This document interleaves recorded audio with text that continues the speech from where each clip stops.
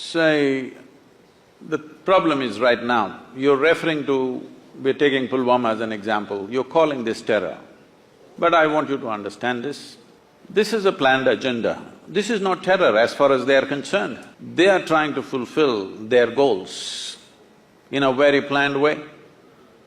They did not even keep it a secret. They told you, we will bleed you with 1,000 cuts.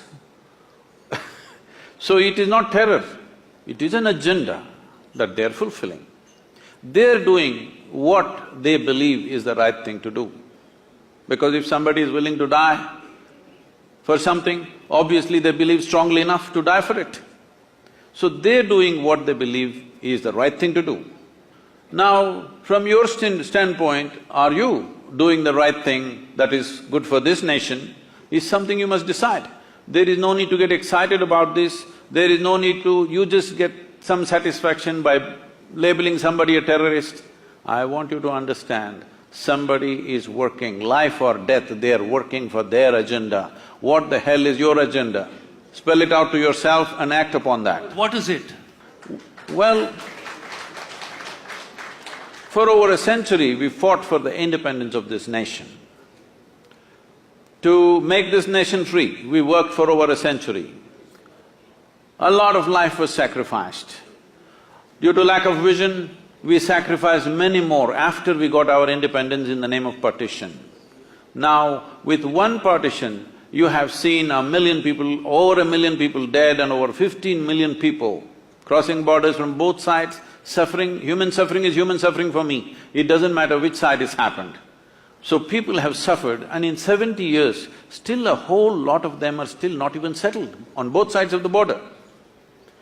And how is it that we have such a short sense of memory that we can once again talk of another break? So we must decide this. In my heart is very clear. First one thing is, make it clear to all the Indians what is India and what is not India. Please do this. Don't keep the ambiguity continuing forever.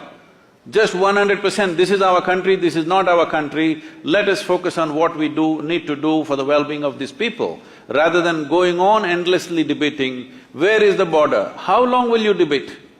2 generations of people are gone after independence and still you're debating the same thing. This is the time. If nation's consciousness is somehow awakened because of a shocking incident, please make up your mind now and work for that goal, because the sovereignty of the nation is important. For me, within my heart, well, it would be fantastic if we lived here as global citizens and we're capable of embracing each other and living here wonderfully, that would be fantastic. But we have not come there. Still, nation is the largest human entity you can address.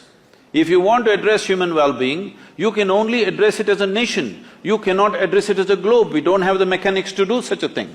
So, this nation, over 1.3 billion people, is a world by itself. So if we want to take these people towards fulfillment of their lives in this generation, the most important thing is we decide in terms of geography what is our nation, what is not our nation, and what do we stand for this. So protecting this is our business and our duty. Unfortunately, if cruel things happen, they happen.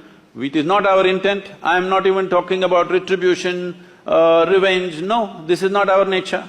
But solution for this nation is important. That people of this nation can prosper is an important duty that the leaders of this nation owe to every citizen in this country. For that, it is very important that our borders are quiet, because the service and sacrifice of our soldiers is the basis. It is upon that foundation that you write your poetry, I do my spirituality, he does his yoga, somebody does his business.